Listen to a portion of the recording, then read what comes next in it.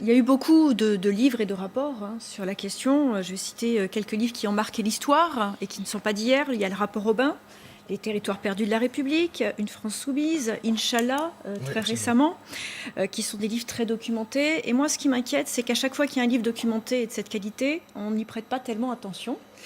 On se rend compte que dans tous ces livres, ce qui est pointé aussi énormément, c'est la question du clientélisme politique, qui est extrêmement important, puisque le politique cherche un interlocuteur, et l'interlocuteur qu'il va trouver, nécessairement, c'est celui qui politise la religion.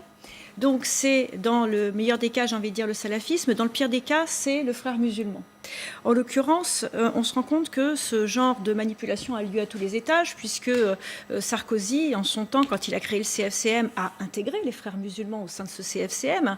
Aujourd'hui, on a la MIF qui est en cours de création, avec de hauts éminents membres qui risquent d'en faire partie et qui sont revendiqués comme ayant été des frères musulmans.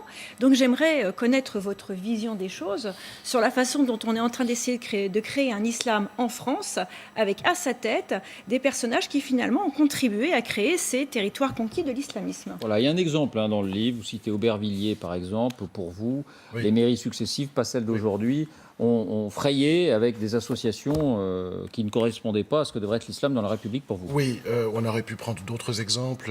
Tremblay en France, il y a énormément de municipalités de gauche et de droite qui se livrent à ce jeu.